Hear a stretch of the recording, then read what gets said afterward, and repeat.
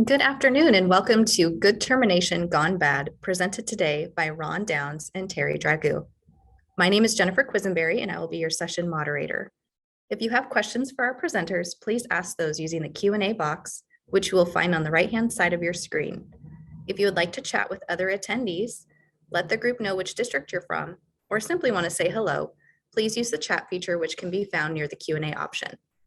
I will collect questions as they are submitted and ask them of our speakers at the end of the presentation.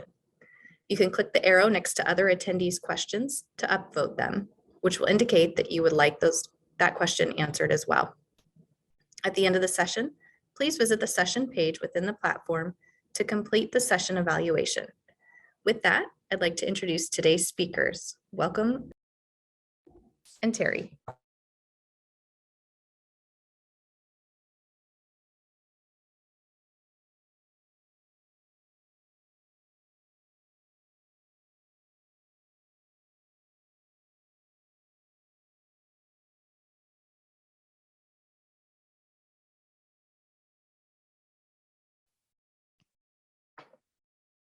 Good afternoon.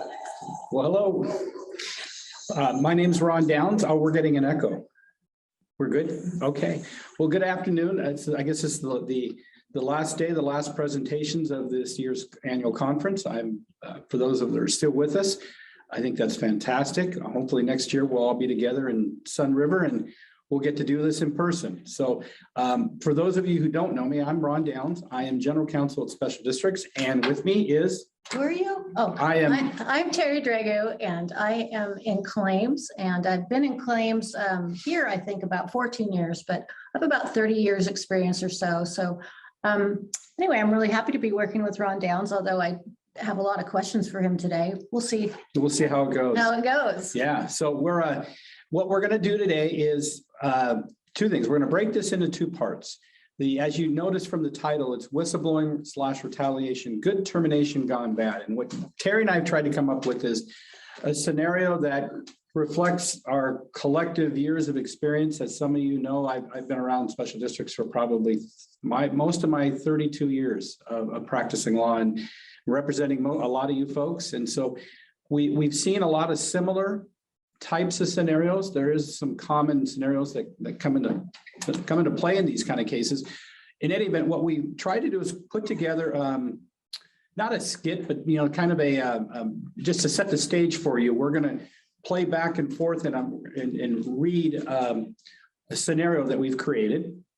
And then what we're going to do then is use that as a platform when we go into the PowerPoint presentation. So I think after we do the scenario, lay out the scenario, then we may pause for a second so Jennifer can bring back the PowerPoint.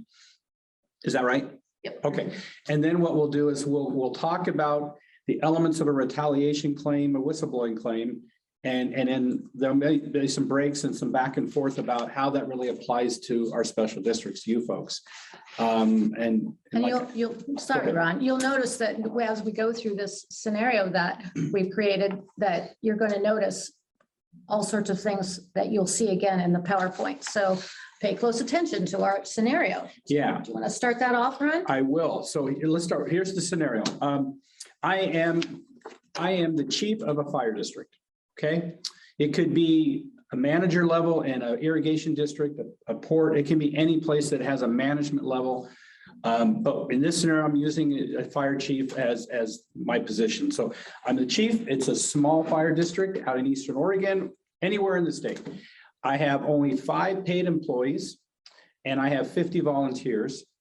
I have been with the district for close to 2 years now, but I have 30 years of experience in the fire service. I came from another fire district, a couple other fire districts where I learned the craft of being a good firefighter. And now I found this job as a fire chief. So I've been here for 2 years.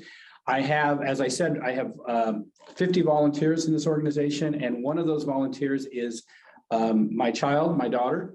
And she's young, but she has worked hard and she's worked her way up through the program. She's got all the licenses. And she is a volunteer firefighter who works within our organization. And I am the executive assistant to the chief, and I've been with the district for 20 years. Given the amount of time with the district, I feel as if I'm the person everyone comes to. I don't feel it, I know it. I'm the person everyone comes to with questions. Yeah, she is. She feels that, at least. So that's well, that may become a problem for me, as you may suspect, in a little while. So how things started, like I said, I've only been the chief for 2 years, but in October of last year, I had sent 4 individuals out as part of a team to participate in an out of town and out of area. They call it conflagration fire, but it was to assist other firefighters in fighting a big fire. And I sent 4 people out, and among those people that I sent out a paid staff member who was in charge, and then 3 volunteers. And one of my volunteers was an officer, and the other 2 were just volunteers, not just, but they were volunteers, and including my daughter, who I sent. She had been through training programs. She had her licenses. I felt that this would be a good opportunity. And that is she, but she is young. She's only, I think, 19 years old. And, but she went out there, and I thought she could do it, working under the supervision of my paid staff member. Well, while at the conflag, the training officer texts me, because everyone does, right? Everyone's got my number. The training officer texts me and says that the chief's daughter, who is a 19 and way too young, doesn't really know what she's doing. Well, he texts me and says she's not qualified, and that he's constantly having to tell her what to do. So I inform the chief what the training officer has texted me. And further, I tell him she's not even qualified to be a volunteer. The chief responded to me, "Oh, she'll be fine." He doesn't know. So they are at the conflagration, and little do I know that he's not responding to me. I'm not getting updates of what's going on. To my surprise, I come to find, though, that he's having lots of conversations with you, and you're just an office worker. You don't have any background in fire service. You don't have any licenses. You don't have squat-ola when it comes to knowing anything about the fire, other than the fact that you work in the front office, and but you sure have everybody's phone number, and you text each other back and forth. So I don't even know that this is happening between my paid staff member and what I thought was wonderful executive assistant, who is sticking her nose in everybody's business. And so this is happening. I don't know about this. I do. Eventually, I find out about this because she came to me and says, "Hey, I'm hearing from the folks at the fire out of the area that your daughter's not doing a good job, and she's not qualified to be there, and she shouldn't even be a volunteer here." I was just concerned for her safety and the safety of all the guys down there. Yeah. Okay. So there you have it. So November, a month later, they come back from the fire, and I'm a little upset. I'm upset about how this was handled. And I bring both my paid staff member in, and I bring you in, and we have a pretty frank discussion about my expectations, about my disappointment. And among those, I told my paid staff member that I had gave you specific instructions that you were supposed to keep me apprised of what was going on during the conflagration. And quite frankly, I disciplined you because you were getting involved in matters that are really not your business, because you're not qualified. You're just stirring the pot, and you shouldn't have been involved in that. So I understand that you were concerned for the safety of my daughter and whatnot, but it was not your business. Okay, so that's in November, right? Fast forward then between November and March, this year. And this year, between that period, we had a few things happen with you. And there were 2 things. And well, one, it was your performance was what had been lacking. But 2, I had 2 incidents involving your behavior, what I thought was inappropriate. The first had to do with at our awards ceremony. You didn't like something. I was complimenting you. You didn't like the manner in which I complimented you. So you flipped me off in front of everybody. And I heard it from other the wives and of volunteers that thought that was a little inappropriate. And then I was being interviewed by a news crew who came out to interview me about the conflagration. And right there in front of the news reporter, you came up, interrupted me, interrupted us, said, I don't think this is right. This is not about you and your daughter. This is about the whole team, and this shouldn't be happening. And I do not think that this is appropriate. And you did that. It was embarrassing for the department. It was embarrassing for me, and it shouldn't happen. And so in March, you know, between your behavior, I'm hearing that you're expressing opinions about me as the chief to the volunteers out in the Bay. You have no business going out in the Bay, but you're expressing your personal opinions about me to these other folks, and it's causing a disruption to my ability to manage this organization. So in March, I wrote you up. Even though you gave me recognition for my work, you said something I didn't like, and that's why I flipped you off, which you deserved. I also put myself into that interview because I believe the interview was just to show off about your daughter and not about the whole team. I have a right to my opinion. Okay. Do you think that that right is allows you to embarrass this organization? Well, I didn't feel it embarrassed the organization. I was just telling the truth. So in May, I requested to meet with 2 board members at my house. I served a great charcuterie, some wine, and well, I know better than to meet with a lot of board members. So I just met with 2, and I knew that wouldn't violate any public meeting laws. So I wanted to bring myself, the training officer, and 2 volunteers together to discuss our concerns about the chief, because we all have concerns about the chief. So our collective concerns included that the battalion chief was not qualified to be in charge during a fire scene, and that the chief wasn't doing anything about our concerns. We all felt his decision-making skills were putting other volunteers at risk.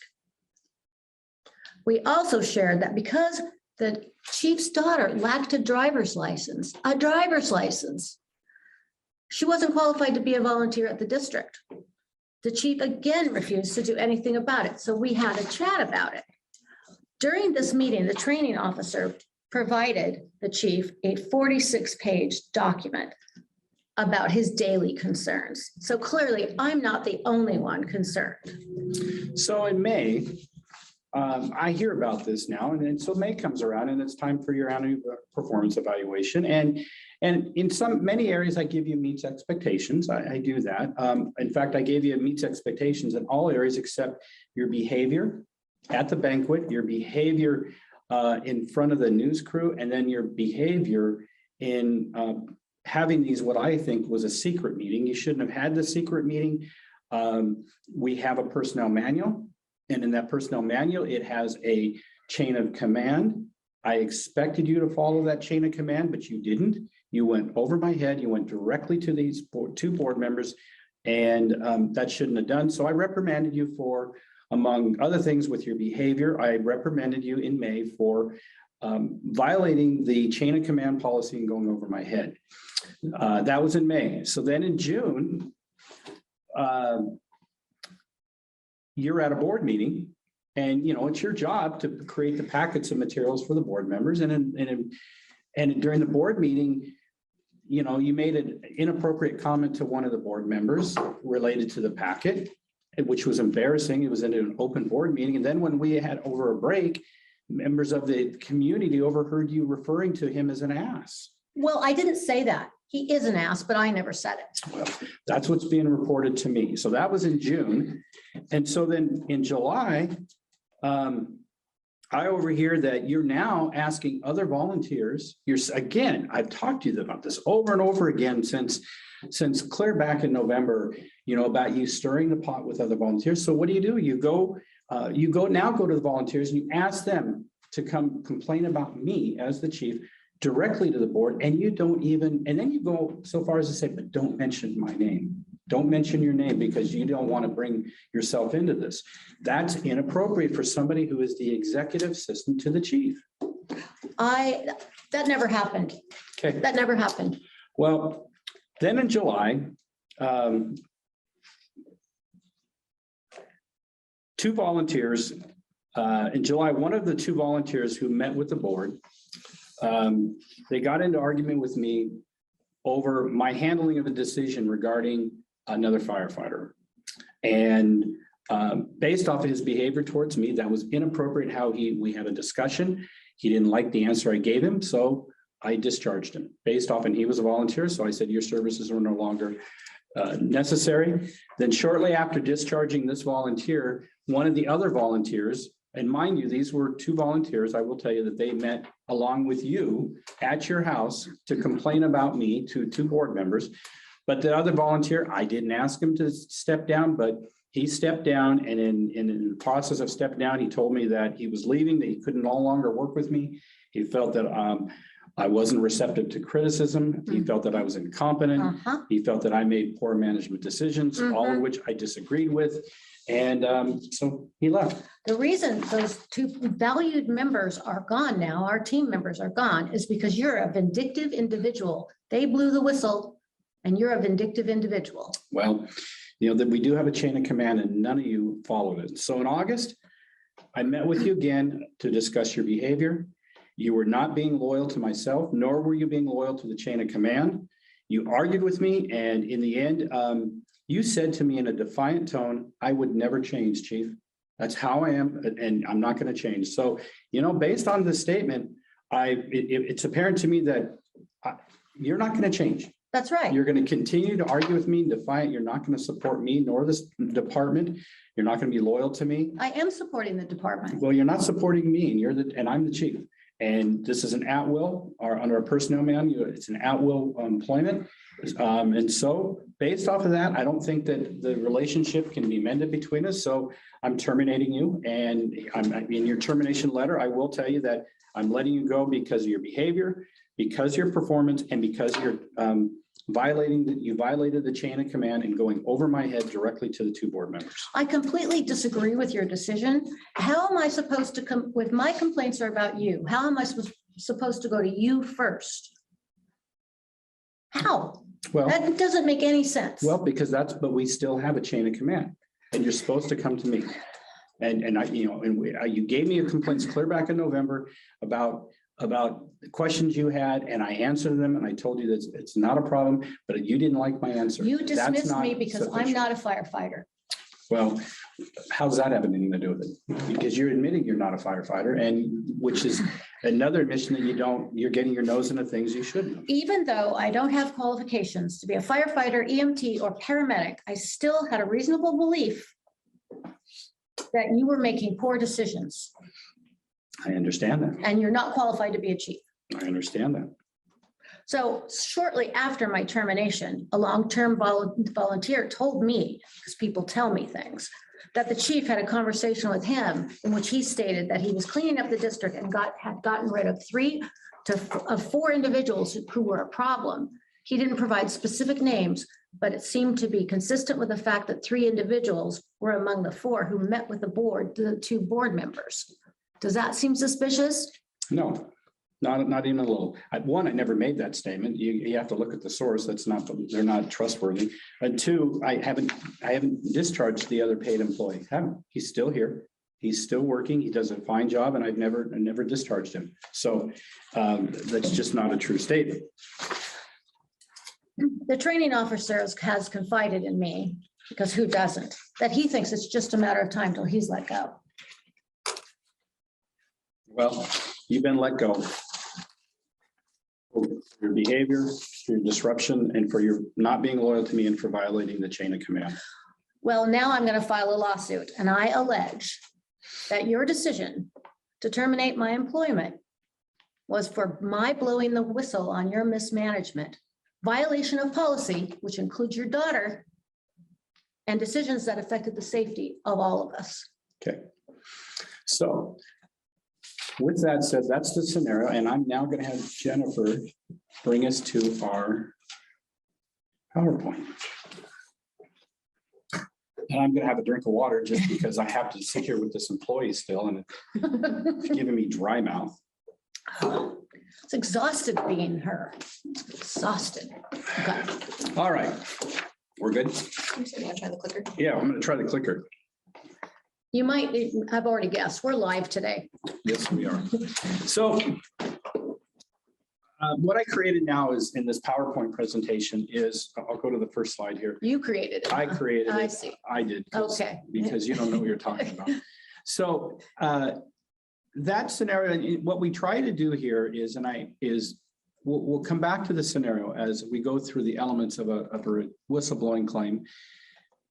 Because there's some, in my mind, there's some good facts and there's some bad facts, and you know how these play out in a whistleblowing case. And so hopefully when as we're going through this, we'll talk about and think of how I broke it into 4 different things. I broke it into 3 things. What is protected activity? And we're going to talk about that. What is considered an adverse employment action? That will be the second category.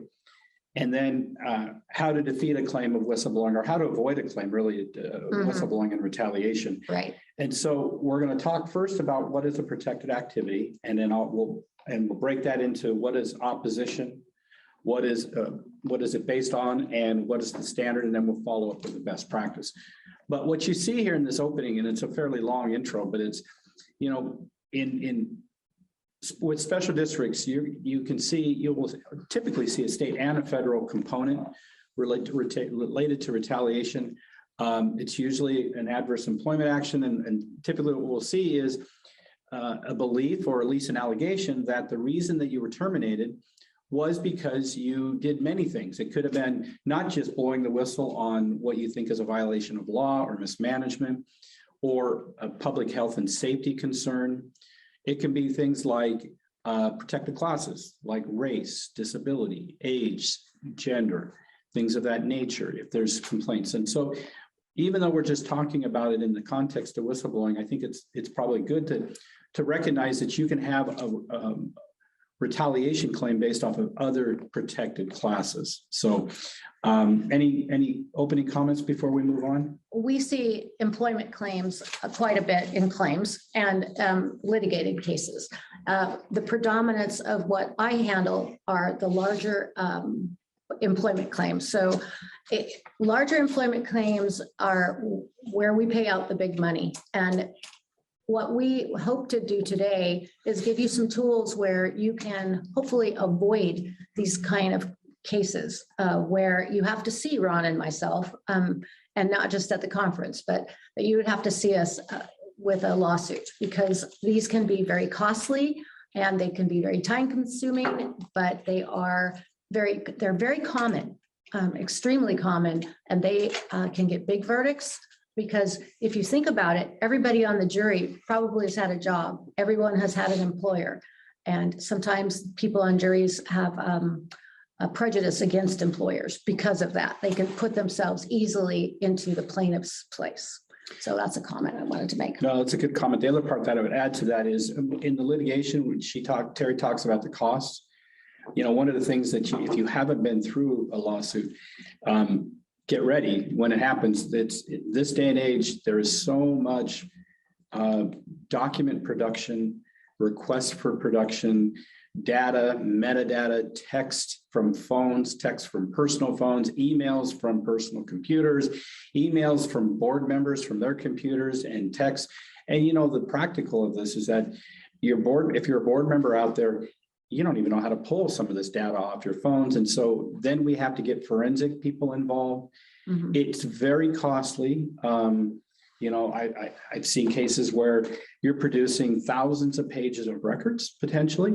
You have many, many requests for production. And if you're a member who is actually attending and you've worked with me on a case, you probably can testify to the fact that it consumes time of your staff that, you know, these days you guys are quite busy, and to have to work with organizing, producing data and documents, reviewing those documents, organizing, it is painfully stressful and painfully tiring. And from the dollars and cents, I don't know what the average you see if you have an average of the cost of discovery these days, but I'd say the cost of discovery is, you know, we're looking at $100,000 just on the average employment. Probably, and that's probably on the lower end of a large employment case. Yeah. But with verdicts, we try to be very careful at special districts of what we take to trial. We are smart in doing what we do,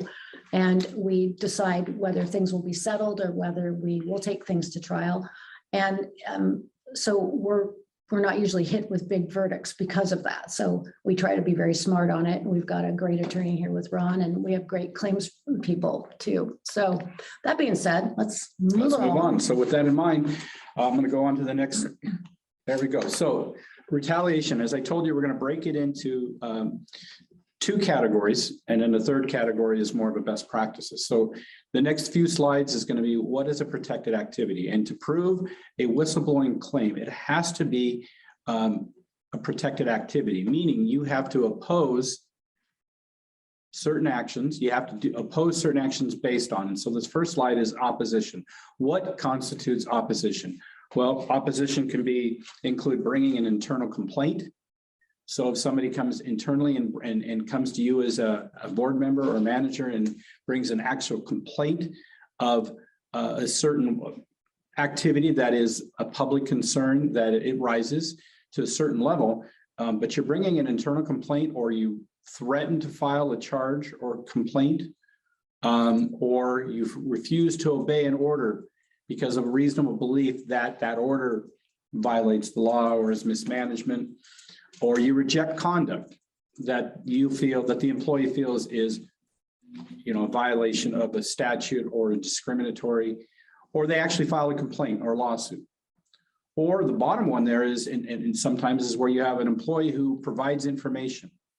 Maybe they testify at an administrative hearing, or they assist or participate another employee. I think one example might be, it's not really in the realm of whistleblowing, but say it's a witness to a sexual harassment complaint, and they provide testimony or they participate in an outside agency investigation.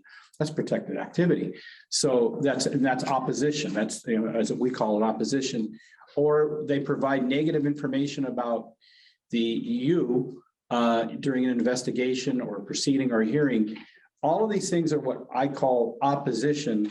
And then the next slide will go into opposition, or it has to be opposition to certain things. It can't be opposition to anything, but it has to be oppositions to certain things. Want me to go on, Terry? You have any? Why don't we talk about just a little bit about filing a complaint or suit? Say you have an employee, and they file a lawsuit and they're alleging who knows what in the lawsuit. We'll just say retaliation and for something. You're having to work with that employee. So take a moment to think about, you have an employee, maybe you're a small district and you have an employee and they filed a lawsuit. It's hard, very difficult for districts sometimes to understand that you must behave as if that lawsuit does not exist and treat that employee as you would any other employee.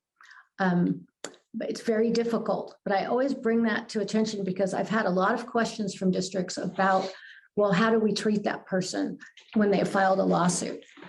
I can't imagine how it must be for, say, a chief to know that someone has filed a lawsuit for whatever reason, and they're making accusations and yet still have to take themselves away from that lawsuit as a chief or a manager and treat that employee the same way they would any other employee.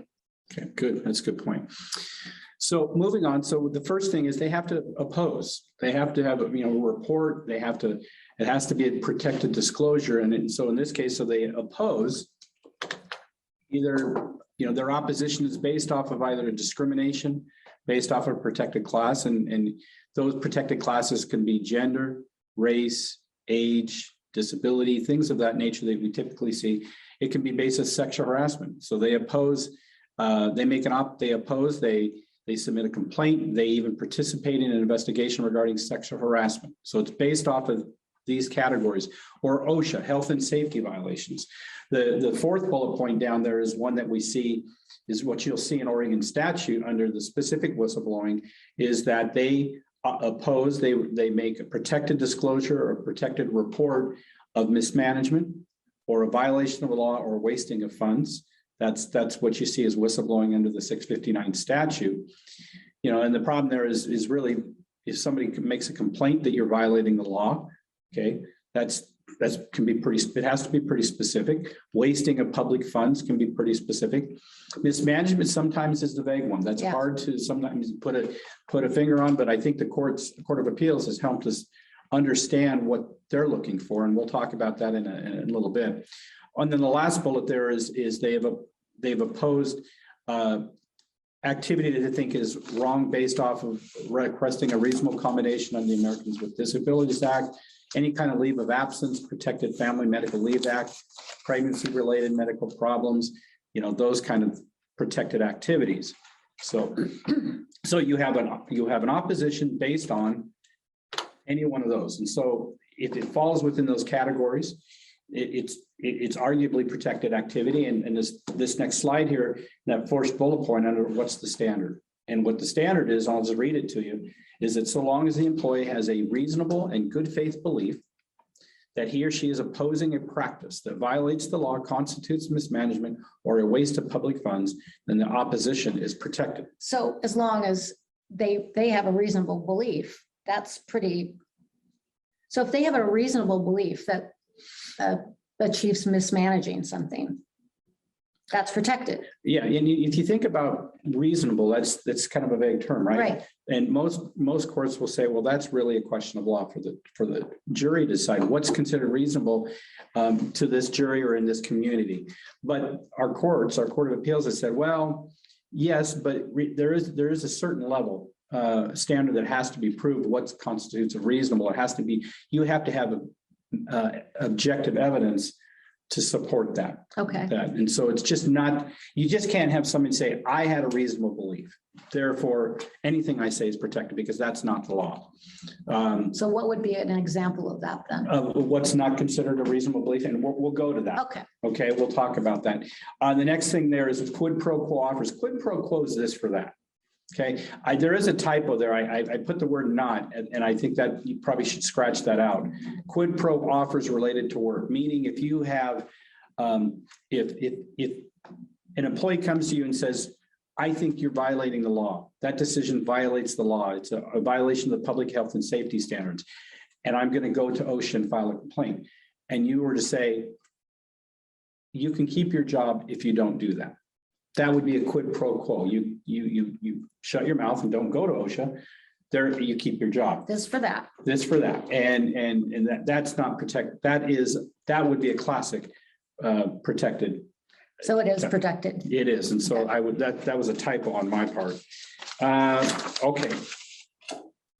So let's see here. Moving, I'm going to catch up here. Moving on. Protected avenues. So the standard continued. What isn't? So this slide here was designed to talk about, I think what you're talking about, what is not considered protected activity. And mind you, we're going to get back to our scenario here to talk about, you know, what is and is not potentially protected activity. But we wanted to lay out at least everything under this first category of protected activity. Disruptive or violent conduct, that's not protected. So you can't have an employee say, play the whistleblower card in the context of they're disrupting meetings, they're violent, they don't allow your staff to work on a daily basis, they are just disruptive to the organization. The behavioral, so if you're, that's not protected. The behavioral component, they may complain, that may be a protected activity, the fact that they blow the whistle or have a report about a violation of the law or mismanagement, that may be protected, but the behavioral component is not. Well, disruptive or violent, those are two very different definitions. What's disruptive versus what's violent? Sure, it could be in our scenario where that, you know, the individual where you come to interrupting my giving a news report, I'm being interviewed, and they're setting up to interview me. I'm meeting with the reporter, and you walk in and you start telling me that this is inappropriate, and I ask you to leave, that this is not the right time and place, and you refuse. If you were to refuse to leave, I think that would be disruptive. But it's not disruptive to the organization. It's disruptive to you as an individual. Well, Does that count? I think it would, because it's done during the day. It's done in the workplace. just because it's embarrassing to me, but it's embarrassing to the organization because why? Because it's public. It's now public. And now you've got the reporter for the news agency watching this interchange between my office assistant or you and me. So yeah, arguably that would be disruptive. The next one is violations of the legitimate company rules. That's not protected. So if you have, I say company rules, it could be personnel manuals. You have certain standards within your personnel policy that says, well, these standards are here for a reason or whatever, and they violate those standards. That wouldn't be protected conduct. That goes to possibly behavior. It goes to the employee's own performance. Knowingly disobeying orders, that's not protected. So if I give an order to do something to an employee and they outright refuse to do it without a good reason, that's knowingly, if they know that, that's not protected. Mm-hmm. And then if they come back and say, well, I'm refusing to follow your order because I think that's a violation. Well, you better have something more specific. Just to say that I'm refusing to do it because that doesn't necessarily mean it's protected. Refusing to perform work, that's not protected activity. If you attempt to disrupt business pursuits, that's not protected. So if you have an employee that they're disrupting your meetings, those kind of things, maybe even a board meeting. The last one, there's vague complaints. They're generally not protected, such as stress from not getting along with supervisors. You don't like me, you don't get along with me, you tell me I do not like you, you cause me stress. That's not a protected comment, right? For whatever the reason, or your coworkers. You don't like the evaluation I gave you when I talked to you about your behavior and your performance, and you just flat out disagree that I'm in my subjective, in my review of your performance and your behavior, it's inappropriate in the workplace. You come back and say, well, I think that's in retaliation for me blowing the whistle. That's not protected. The fact that I gave you the poor performance, that in and of itself, that's not protected. Or if I discipline you, right? Right. So those kind of things would not be considered protected activity under the whistleblower statute. I'm going to let Terry talk about some best practices. And then what I'd like to do, Terry, if we could, before we move on to adverse employment action, let's go back to our fact scenario. And if we can kind of see if we can pinpoint what is and is not in our scenario, would be arguably, in my opinion, a protected disclosure. Absolutely. So I'd like to avoid lawsuits, right? So let's establish a procedure or policy to investigate complaints. That is key. So if you get a complaint as a manager or whoever you may be, you get a complaint, you need to really take it seriously. And all complaints need to be investigated. You can hire an outside investigation type firm, or you can do an internal investigation, whatever you feel is right for your district, or you call SDAO, and SDAO can give you advice on that. If you get a complaint, let's say it's sexual harassment, you get a complaint of sexual harassment, you want to take immediate action to correct whatever it may be. You want to always communicate the process of how you're investigating. How is the investigation going to take place? And also what happens at the end of it? What were the results and the district's expectations? And also follow-up. So follow-up was, whoever's the complainant, how did the process go? Follow up, make sure it's kind of a smooth transition of however the complaint process went. And even if their complaint's not resolved, because not all complaints can be resolved, you need to walk through that whole process. So it's a walking through of the process of the complaint, and understand what chain of command means in the context of a complaint against a chief or general manager. In the scenario, and we can talk about it in a minute, but in the scenario, the chief kept talking about the chain of command, and me as his executive assistant, I didn't want to go to the chief with my complaints because it was about the chief himself. Also, maybe not have board members having private meetings would also be a good idea. But let's talk for a second about that chain of command. Yeah, if we could. Okay, go ahead. On the, just a couple comments on the investigation. I think when you face this, you're not going to want to handle, you're probably going to reach out to us to assist you in some fashion, and we may refer you on to, through our pre-loss department, refer you on to an outside investigator. And so how this will work in a practical standpoint, you have a policy and you have a procedure, right, that has a whistleblowing, you have a whistleblowing procedure.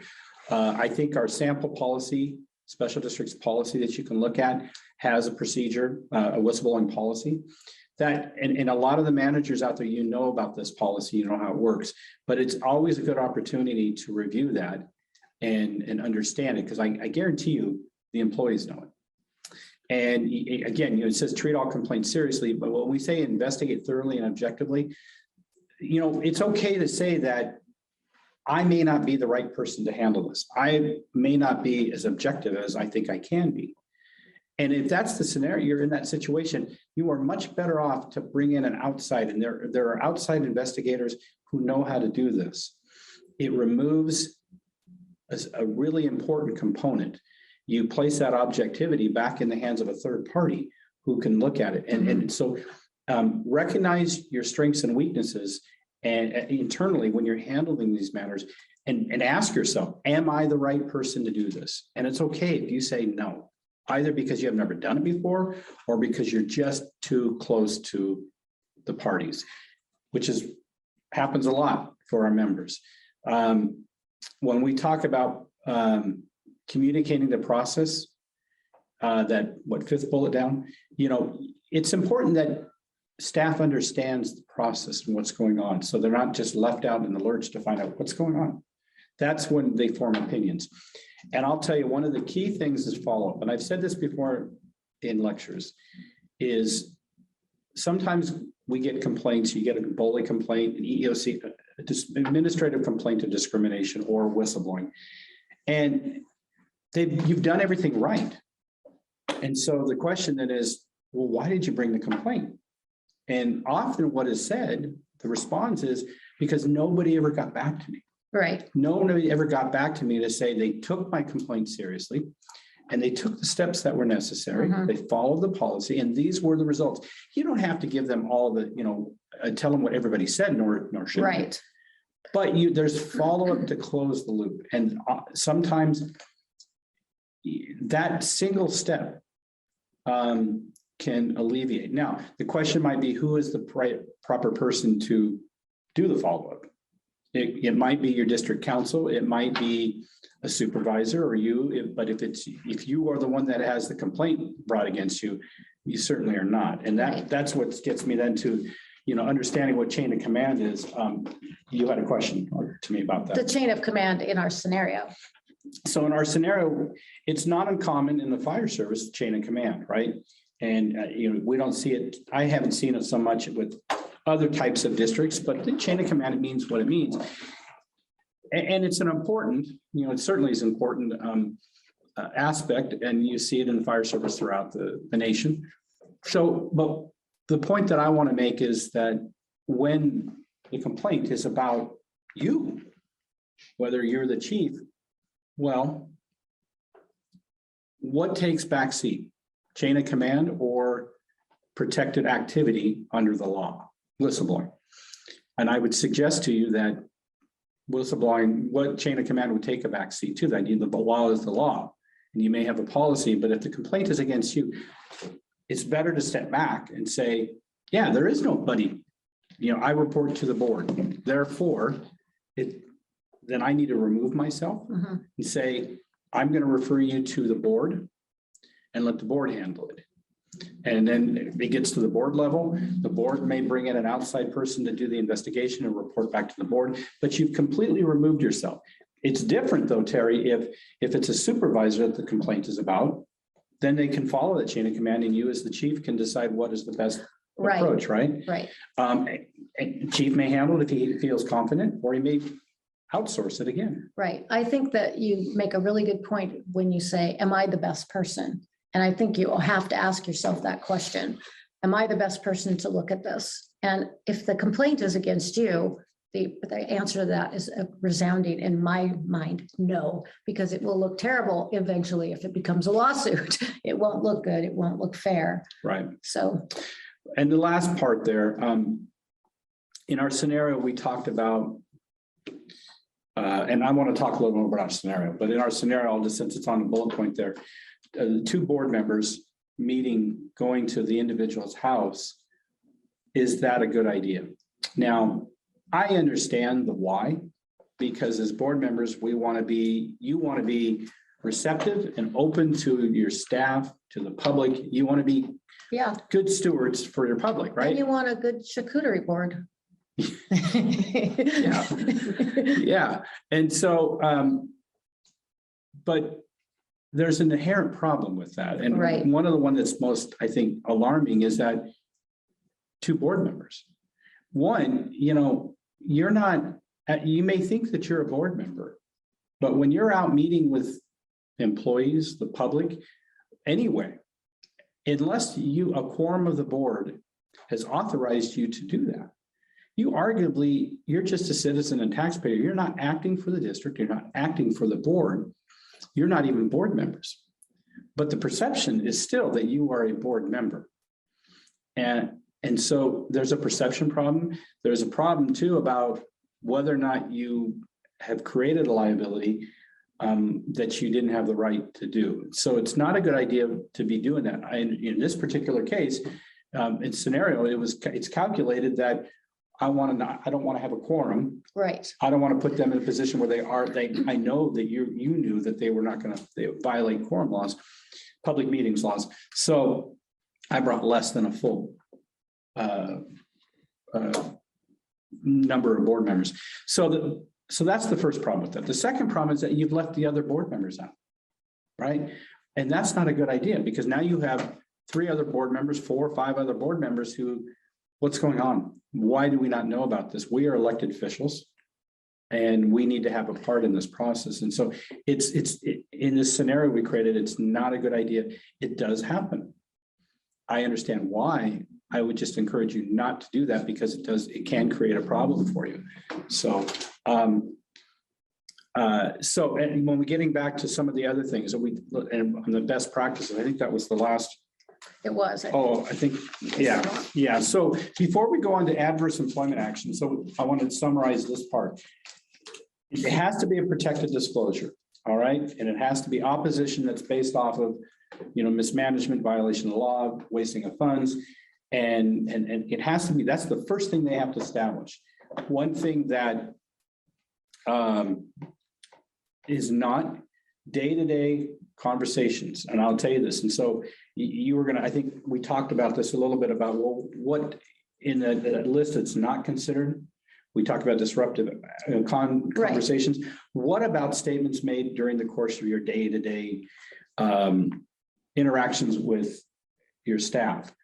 What I'll tell you is that the Court of Appeals has said, Oregon Court of Appeals has said that if the disclosure, if you are expressing an opinion or making a statement or a statement of disagreement, or you're sharing your feelings during the course of your job, as part of your job responsibilities, during your day-to-day responsibilities, and you're having that discussion with other individuals, other employees that are involved in the decision-making process, as part of that decision-making process. And so it'd be the day-to-day conversations.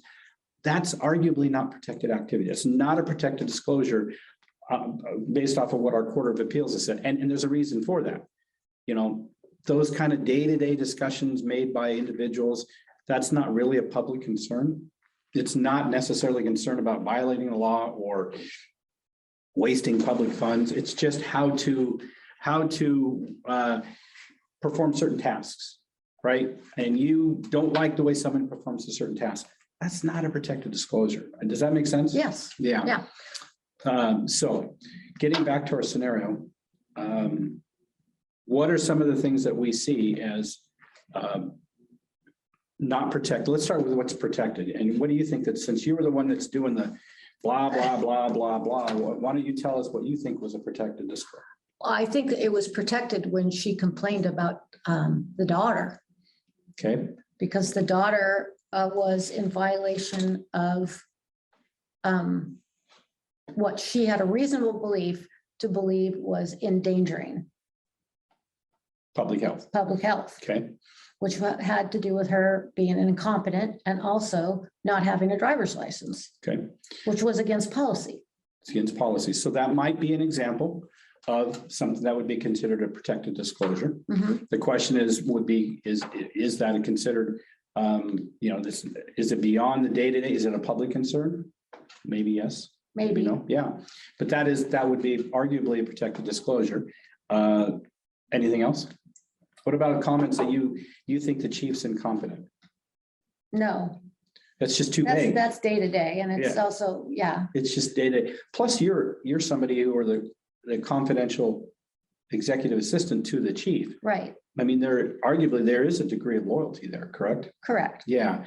And so some of those day-to-day comments arguing with the chief, that's not protected. No. Right. Mm-mm. Okay. So hopefully that gives you a little bit of, in our scenario, what I would say that's not protected is obviously the behavioral components, when Flipping off. the flipping off, the interrupting him and the news crew, even situations where if the executive assistant comes to me and says, I disagree with the way you're handling this, okay, there might be two problems there. One is in the way she's talking to him. That may be inappropriate. That's not protected. And if I explain myself, this is where it gets a little gray. You bring a concern to me. Mhm. I say, I got it handled, I'll handle it. And you then don't let it go. Thank you for bringing it to my attention. And you don't let it go. Say you go and you spread the rumors throughout the station. Say you go over my head then and start, not over my head, I guess that's probably wrong use of words, but you then start criticizing me and asking me, have you handled it? Have you handled it? Is that your place? I told you I would handle it. Now, I may tell you how I'm going to handle it, and you may say, I don't like that. That's the gray area where is, at what point, some of that, obviously the manner in which you argue with me, not protected. That's behavioral. At what point though, if you have, on one hand, you have a reasonable belief that I'm making a bad decision. Right. On my hand, from my perspective, I need you to be loyal to me as the chief or the manager and support my decisions. Once we have that discussion, and you continue then to stir the pot and make it difficult for me to do my job, that arguably is not protected. I tell you that because it gets into a bit of a gray area in the law of what is, it does at a day-to-day conversation, even if it's an argument, even if it's your disagreement, that really is a day-to-day conversation, or is it the protected aspect of the disclosure? That sometimes is where that's the gray area, and that's where some of the case law that comes in that talks about based off of different scenarios. And the Court of Appeals is fairly strong language that it has to be pretty serious to rise to a protected disclosure. It has to be a pretty serious When disclosure. the chief dismissed her, he made some grave mistakes.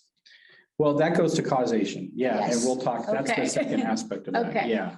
And so unless there's any questions, Oh, no, questions? we're gonna get those at the end. Oh, is that the end? Yeah. Okay, got it. All right, so let's move on to adverse. How are we for time? I'm looking for time. About 20 or 35 minutes till the end. Okay, and we want to save some, we're going to try to save some time for questions if they have it, so if we can.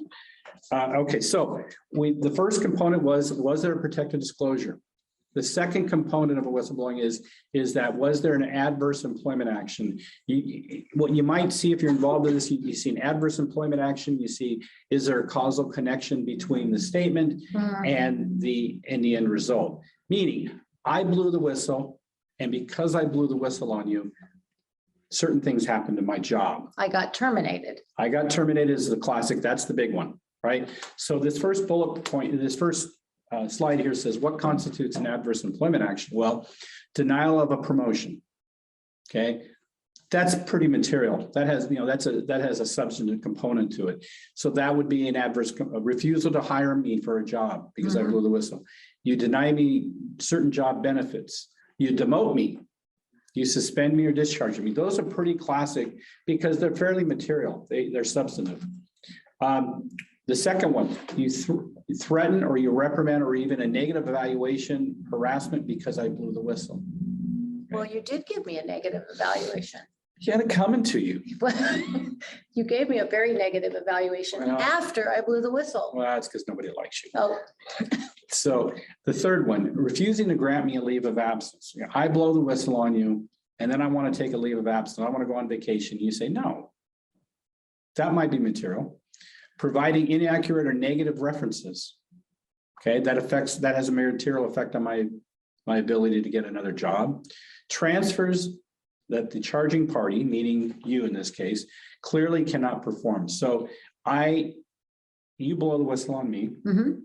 I know that the law says that, yeah, I can't get rid of her, but I certainly don't want to have to deal with you anymore.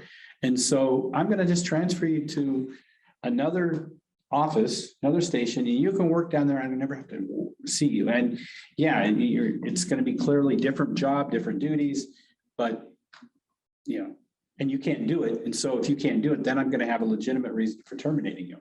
That might be an adverse employment action. I would believe so. Yeah, well, Yeah. of Yes. course you would. Okay. All right, beyond more. that, there's Oh, more. well, there's not an adverse, vague remarks without any actual tangible result. We talked about, Ron and I, when we met earlier today, we talked about this. So you can make little remarks, but there's nothing really happens as a result. So you don't get terminated. They're not threats. They're just kind of vague. So that's not an adverse employment action. Yeah, and I would underline there, if you've printed this out, tangible result. If you looked at the prior slide, there's a tangible result connected to it. Okay, Also, contesting unemployment compensation is not adverse. that's something you would see after the fact. Right. They're let go. And if you contest unemployment compensation, that in and of itself is not considered an adverse employment action.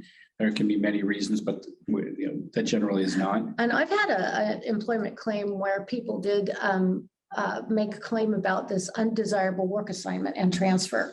And it was a case where this individual was transferred to another office and it was farther away, but it actually was a better job.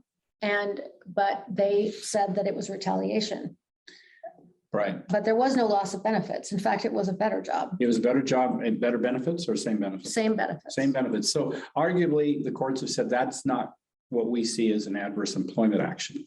So, okay. Next one. Now, we are the standard here. So what you see, there's three different bullet points here. The standard is the adverse action must be tangible. We talked about that. It must materially change the terms, conditions, or privilege of employment. What that means is materially change their benefits, their pay, possibly, the conditions of their employment. I mean, I know that this goes against what we just said on that last slide about the transfer to a different area, but under certain circumstances, the conditions of employment may be so extremely different that would constitute a material change. And what they say is that in this next one here, we got to be careful because this area law says, well, because of my blowing the whistle, my reporting, my disclosure of protected activity, my action is reasonably likely to deter from engaging in protected activity. I would have blown the whistle, but I knew that, and that's a tough one for an employee to prove. I would have blown the whistle, but I didn't. And I didn't because I knew based off of the practices of the chief and past practices that would, if I'd done that, I would have been let go. That's a tough one to prove, but there is a case law that talks about that. Mm-hmm. Now, the last bullet there I've underlined was the speech. And often I use the word speech because we're talking about reporting, disclosing, communication, speech. And if you look at the jury instructions, the jury instruction says, was the speech a quote substantial factor in the decision to terminate? That's what would be read to the jury.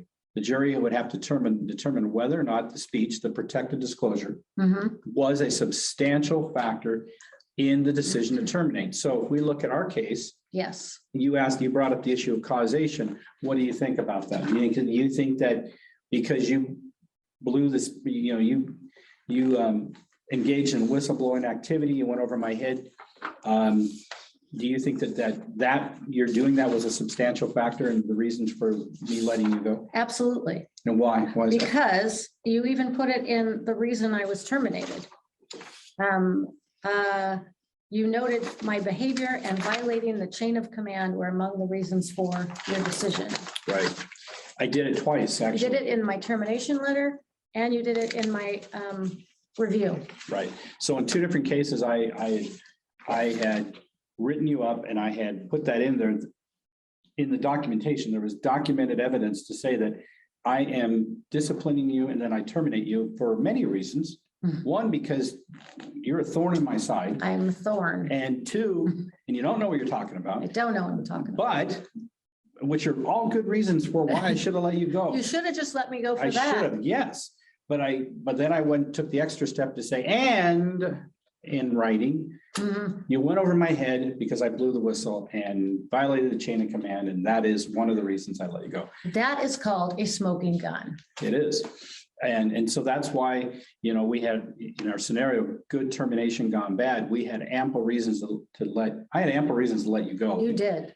But I tripped. in along the ways in because I then engaged into the whistleblowing. I think you set me up is what I think. But Well, yeah, because I wanted a settlement, yeah, but he fell into taking it too much to heart. He took it personally. And sometimes that's when we see these reviews, which we don't want to see when things are in I writing, didn't take it to heart. where you see retaliation actually in writing. I didn't take it So- to heart. I terminated you because I just wanted to be done with you. I don't blame you for wanting to be done with me, but you fell right into my trap. I did. Your hooks. So going on to the next slide. Where are we? Best practices. So I'm going to shut up for a second here and I'm going to let Terry talk about Okay. some best practices. So when we have an adverse employment action, we want to always be prepared to address the perceptions of the complainant and the accused. Why do we want to be prepared for that, Ron? Yeah, well, it's going to come up, you know there's going to be perceptions of the parties. Right. The accused party has certain perceptions, the complaining party has certain perceptions. Be prepared to address those things, be open to those perceptions. The perceptions may be in fact based in fact, the perceptions may not be based in fact. They may have nothing, but just be prepared to, because there's always two sides to every story, and those will typically come out really in the investigation. The critical component is whether those perceptions are based in fact. Right. So You want to make sure your district has an anti-retaliation procedure or policy and make sure that the employees have a copy of it. yeah, And remind them, always remind your employees, of the policy when a complaint is filed or threatened.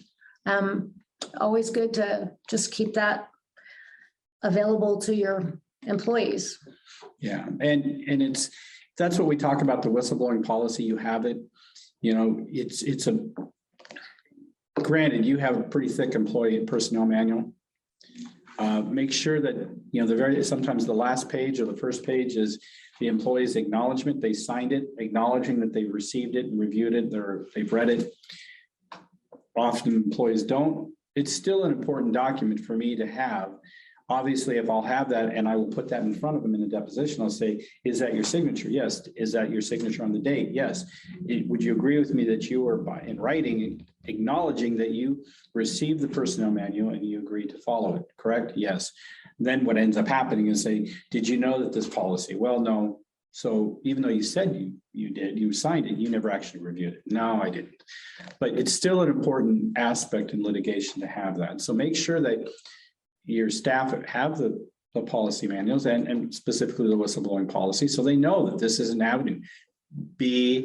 Know the policy. If you're the manager, know it, because it is one of the biggest area of litigation that we have in the public sector. Hence why you probably need to know it inside and out. And before you take any adverse employment action, make sure that you have well-documented I think we've hammered this home. Every lecture I've done on employment, I think I say documentation so many times. I haven't done it this time, but well documented and always based on a business need, a legitimate business need, and it has to be reasonable and not in any way related to any protected activity. Like we saw with the chief here, he related it to a protected activity. And that's, you cannot do that. And it was put in writing and it is a smoking gun. And those kind of cases need to be settled, not tried. So that's what we have there. And remove the accused party from the decision making. That it just, if you're going to have to investigate something, you want to you don't want to have that investigation hampered or biased in any way. Right. It needs to be clean, and so it's okay to remove the accused party. So on the next slide, it's just some burden of proof in litigation. I just wanted to go through these real quick. And this, when I wrote causal connection, and what I mean here is there has to be a connection between the protected disclosure and the ultimate adverse employment action. So in this case, termination. All right. Well, the initial burden of proof is on the employee. They have to prove that the adverse action was taken because the employee engaged in protected activity, which is they made a protected disclosure. What kind of proof that you're typically going to see? It will consist of timing of the events. Is the termination, the proximity of time between the whistleblowing act, the protected disclosure Related to when I went out on workers' compensation? Yeah. Like if those two are connected very closely, Very that close in looks time. terrible. Sure. And is it closer in time, meaning the greater the likelihood that there is at least a motivation to, it's an argument that can be made. And so that is a form of proof. It can witnesses. Some cases, parties don't even know. I know nothing about this. And so, I've seen cases there where the individual whistleblower, alleged whistleblower says, well, I blew the whistle on activities A, B, and C. And then you go to talk to the other staff and they say, know nothing about that. Right. So it's a perception in their head, kind of like your perception that I'm incompetent. And so has no bearing on the facts. So the proof can consist of past practices. So of the employer, that is often a big one.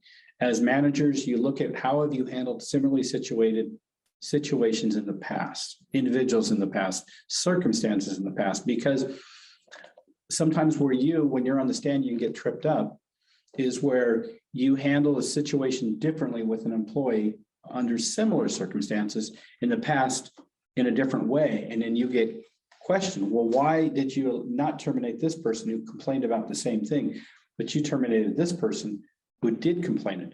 Why? It shows that inconsistent past practice. And that's really, that's one of those where I've always told managers, you have to stop and ask yourself, how, as a manager, have I handled past situations? And if it's the first time you've had to deal with this, then I'll say, recognizing that this is going to be my standard moving forward, what is the message I want? What's the message I want to convey as a manager or a chief? So, stray comments, let's see, proof can consist of stray comments. Sometimes you hear about stray comments about age, someone's age. Well, you're an old fart, all right? Or in my case, you're really short. And I think that that's a protected class, by the way. And so those stray kind of comments, how is employer treated similarly situated individuals? Is that a protected activity?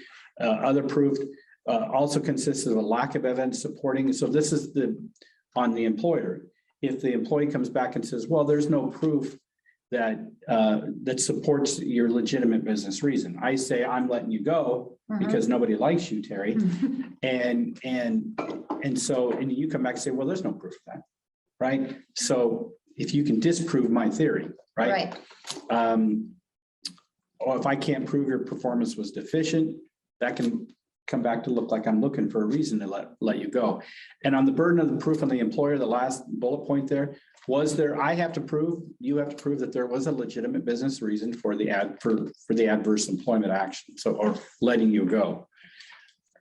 All right. How much time, Jennifer? We got 20. 20 minutes. Okay. 20 minutes. All right.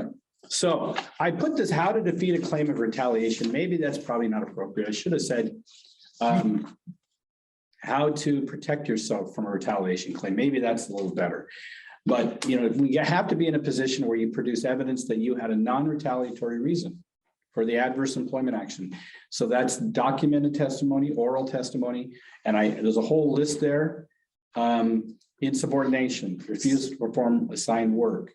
So if you have these things, if you have an employee who's insubordinate and you have a person who's failure to get along, what have you, just make sure you're documenting it and that you have good documentation and that it shows a history that you've been documenting and that you're not documented, say, perhaps right after a workers' compensation claim or right after a maternity leave or paternity leave, nothing like that, that it's all consistent. So you're consistent with every employee, not just one, but all employees. Yeah, and I think it probably goes without saying that a lot of these categories, that's how you defeat a retaliation claim.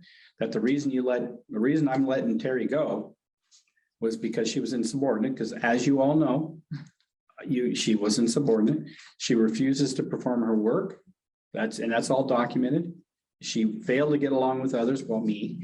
And she was definitely violent every time she put her finger in my face. And business reorganization, that's a different category that, we're talking about reorganization that ends up being somebody who's let go. How you might run into that scenario is where you go through a business reorg, you have to reduce your staff. And one of those staff members comes back after the let go and says, I think it's in retaliation because I blew the whistle. Right. So that's a whole different category that requires certain steps that has to be taken to have that kind of documented proof that this is not because you blew the whistle. Misconduct, excessive absenteeism, maybe is another.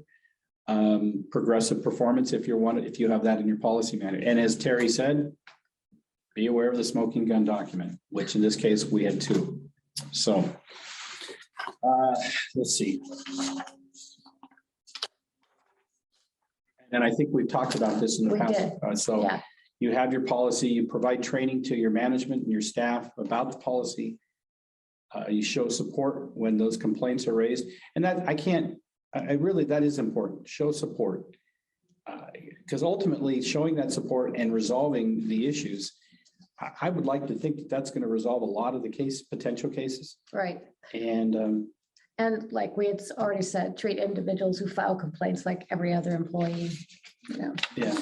which can be difficult. That can be. Yeah. So that really is the summary of whistleblowing and retaliation as we have seen it. I think that we wanted to allow 15 minutes if people had questions. I understand it's Saturday afternoon, so I don't know if we have any, but if anybody does. Yeah, we have a couple. Okay. Great. Okay, so first question, would it be protected if an employee refused to perform work due to it being unsafe?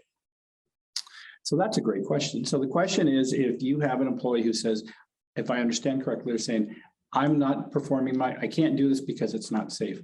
It can depend on a lot of facts, but let's assume the worst. If the situation is the individual involves working in a highly dangerous area, that can be like working with heavy equipment, doing ditch work, and they don't have the appropriate equipment, maybe, right? And so it's arguably an unsafe, and because they don't have the right equipment. Of course, on one hand, that's their job to work in that setting, right? But they don't have the proper equipment. It's not safe. That could be a protected activity. Although if their job is, they can't do their job, you have no obligation to provide them another job. But to your question of whether that is a protected disclosure, arguably it is potentially protected disclosure because under the Oregon statute it falls under health and safety. Right. So, it's likely protected. We would need more facts of what. At the 5,000 foot level, it could potentially be protected. So what do you do with that complaint is probably the more important issue. And I would, obviously you want to treat that one seriously, but if it's simply other employees are doing the job and you just have somebody who says, I just don't think it's safe, and they don't have anything hard and fast objective to be able to support that. Well, if they're refusing to do the job, what do you do with that? You don't have an obligation to transfer the individual. Right. So we'd have to know more, but Yeah. Okay, next question. With personnel questions, we generally call SDAO first. However, we have multiple times had SDAO refer us to HR Answers as part of our SDAO services. Would you recommend that all personnel questions be asked through SDAO or HR Answers first? So how we've done that is it starts with us, it comes through us, and then through our pre-loss and our technical service, we try to filter a lot of the questions through our office, and then we'll decide which ones we can handle in-house, or depending on what other matters we're working on, we will pass them along to HR Answers. Can you go directly to HR Answers? I can't remember. I think you can. Maybe you can go directly to Answers, but the question though is, but we do have an agreement with HR Answers. We have a contract with HR Answers that they have a staff to assist our members, and we have a contract to help on those. And so in a lot of cases, yeah, I think you can. I think you can. And I'm going to stick my foot in my mouth because I'm not 100% sure. In some cases that I think it involves a potential termination issue. I would like it to come through our department because we're required to know that. With that said, I think HR Answers is really good about letting us know if this is a matter that requires our legal team to be involved, because it's ramping up to might be a termination. So that's a great question. Yeah, I guess. Maybe start with SDAO. yes, Yeah. I would That way we say, can stay in the loop. Yeah, stay in the loop, but feel free. I mean, if you can't, I mean, you have to go to HR Answers. I say that their staff there is really good with letting us know that this is a big deal. This is a potential termination. There's legal aspects that may be beyond HR Answers. So eventually we're brought in the loop. So great question. Thank you. Okay, next question. Could you please give some examples of what the proper chain of command to present a complaint against the chief could have looked like? oh, that's a good one. Examples of what the proper chain of command would look To like. make a complaint against the chief. Yeah. So what I meant to say this then, go ahead. Do you? No, go ahead. What I would say in our scenario would be, it's simple. I would suggest to follow the chain of command. If the complaint, your question's about the chief or about a manager, but in our scenario, if it's about the chief, maybe the best way to handle it is to go to and let the chair know that I need to request a meeting with the board, the whole board, because I have a complaint against the chief. And then the board probably would contact the local council or pre-laws to determine whether it's a matter that can be handled in the executive session or in open session. And then, there's a certain process that applies to one or the other. And that way a quorum of the board gets to hear what that complaint is. Right. That's how I would handle it. Who knows if I'm going to get hammered by our chiefs out there, but I think there's a distinction when we use the words chain of command. I think it's one thing, this is me, Ron, personally, based off of my years in doing this. I think it's one thing to say chain of command in an emergency scene, a fire scene, where life and death decisions are critical that have to be made. I think that means something very real there. I think it means something different when we get back to the administrative office and we're just talking about the day-to-day affairs of running the office. That's just me personally, how I see that. And I think that I can sell that. And part of this is, how do I think 12 jurors off the street would see it? That's kind of, I think I can sell the difference to a jury. Maybe I'm wrong. No. Okay. Do you have to have a track record for insubordination or egregious acts? I know it's easier with documentation, but sometimes people do stupid stuff, and they're also sometimes stellar employees. Do you mean to terminate? They're thinking about terminating. Well, he's asking if there's a track record. Well, if you want to terminate someone based on just a stupid thing like misconduct, which we saw, you can have gross misconduct and a termination. Yeah, you can have the individual. I mean, is your policy? I always say, go back and look at your policy. And are you an employer that is an at-will employer, meaning you can let somebody go any reason? I mean, that's not a discriminatory reason. Or are you an employer that employees have the right to due process, and then they have progressive discipline? So the response to that track record is different depending on what your policy is. That would be the first thing. To let somebody go or taking some sort of action based off of a undocumented track record, I guess I would still want to have, it's a lot stronger in my position to have some sort of way of articulating what the track record means. And I will tell you this, if we're in trial and you're the one that's going to have to convince the 12 people off the street, 12 jurors, of whether you were fundamentally fair, whether you made the right decision. I'm going to ask the questions, I'm going to be the lawyer and all of that. But the jury, in my experience, they're going to be looking at you, and their meter is going to be determining whether they believe you or don't believe you. And this day and age, I think a lot of jurors know that documentation means something, right? Amongst those 12 jurors, we're probably going to have one that's going to say documentation. So track record can mean obviously documentation, but track record and undocumented, at least if you have a manager's file that you keep track, you have some sort of way of saying that on this date, this happened. On this date, this is an example. It'd be examples, kind of like the way you're asking me for examples. You have examples of that behavioral track record. That means a lot more when I get you on the stand and then you say he has a track record of inappropriate behavior. And I'll say, well, what do you mean? Well, I don't remember the dates. I don't remember when. Well, can you give me an example? No, I really don't remember. But I do remember that he just has a track record and he's a problem employee.